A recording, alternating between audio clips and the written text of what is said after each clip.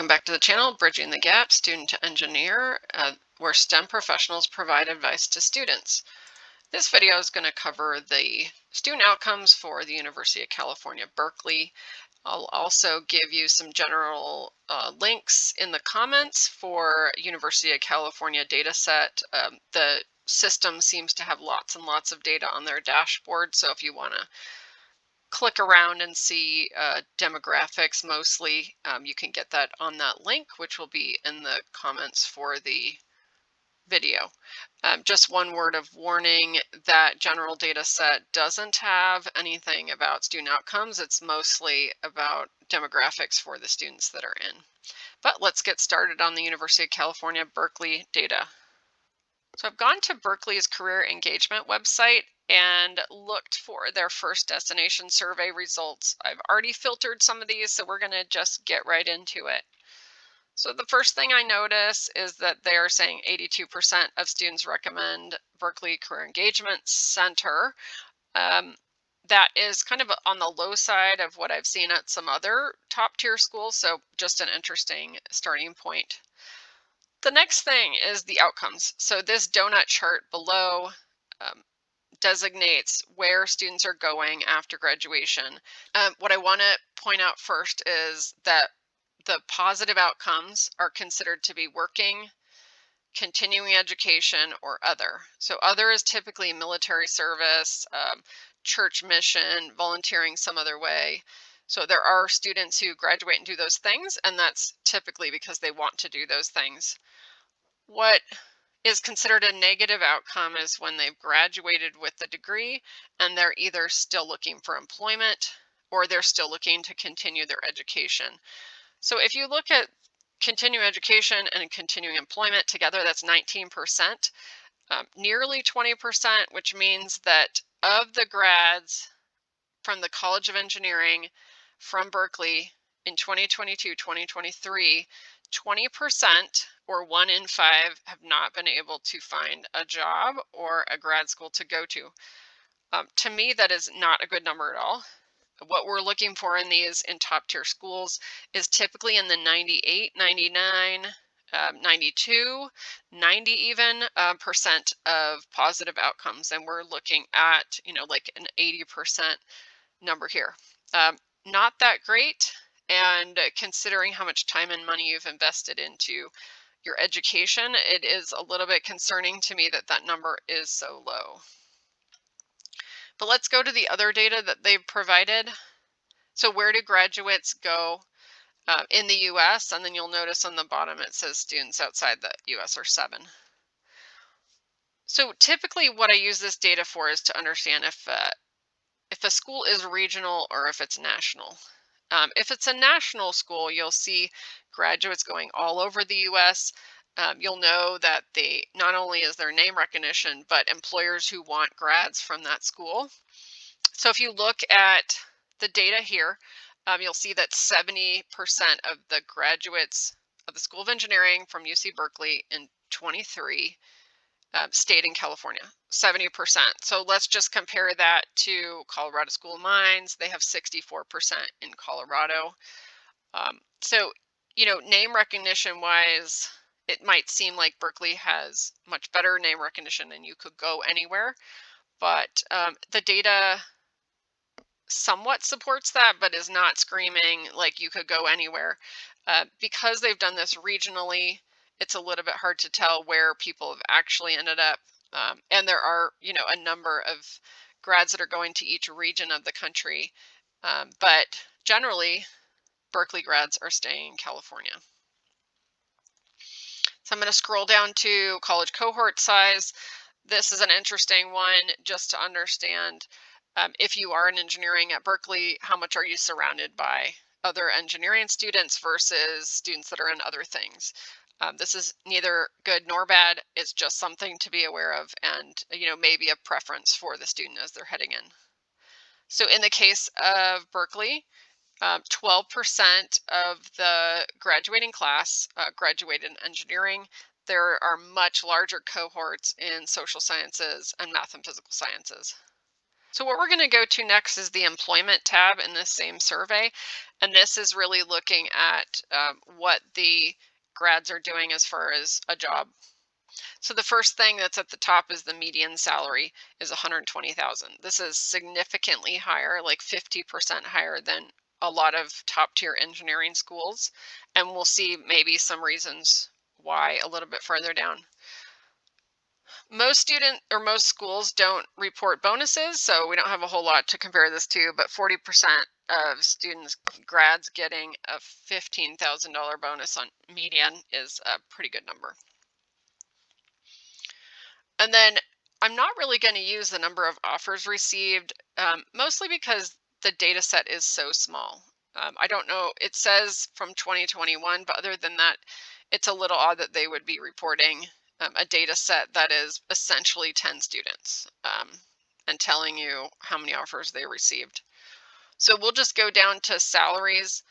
I really like the way that they've done this bar chart, showing you the number of students that have offers in different um, sections of the income range. So the median salary is 120. That's where half of the salaries are higher and half are lower. The average is going to be 115 because that's calculated differently. So if you need more information about median versus average, do a quick internet search and it'll give you the information. But what we see on here is that the income levels are definitely higher than a lot of other schools. The 80,000 that we see as a median in a lot of other schools is way down on the scale here. So interesting that it is so high. I will tell you that my experience working for other employers is that I worked for one engineering company that had a partnership with a different school in the Bay Area of California, and the company actually stopped partnering with the school simply because the grads in that area um, are staying in that area and getting job offers that are significantly higher than employers that are looking to move grads to places that are where the cost of living is less, and so we just couldn't compete. That is something to consider if you live in Michigan, for example, and you want to go back to Michigan or back to the Midwest or back to the Northeast. Um, a lot of your cohort's going to be staying there in California, and you're going to be probably getting job offers that are significantly higher when you're in that area with high cost of living. Okay, so I'm going to scroll down to top employers. The top employers are interesting. What I typically look for in this set is I want to have a lot of employers that hire quite a number of students from the school. What I'm seeing for Berkeley is, only like 8 employers that are hiring more than 5 grads in this graduating class.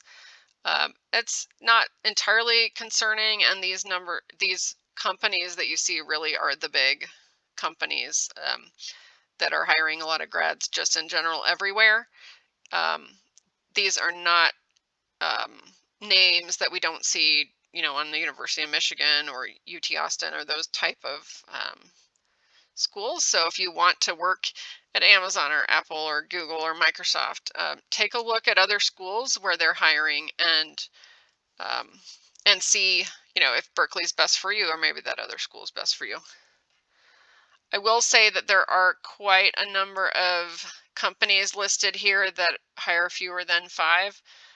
With them presenting the data that way, it's really hard to tell if these are just one-offs where the student went and found the job themselves, or if they are really being linked to the job from the Career Center from the school.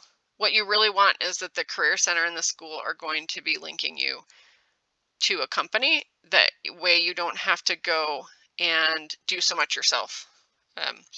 It's much better, especially when you're just getting out of school, to go work for that company that you internship with or that the school career center is hooking you up with. It's a lot less work than going and getting your own thing. So the next thing I want to look at is job titles. Most schools don't provide this data on their dashboard, so this is an interesting one. What's seems very skewed to me is that the software engineer title is 129 versus, you can see the next one, engineer out of a school of engineering, is only 10. So I'm not going to, say that this is telling us a whole lot. I did filter out the grads that were computer science and electrical and computer science, and this software engineer number went way down to something reasonable. So I know that those majors are just going into that one title, but I'll just scroll down quickly. Not that you can read all this, but you can see that there are lots and lots and lots of titles. And part of that is because even companies that do the same thing have different titles for the same type of thing.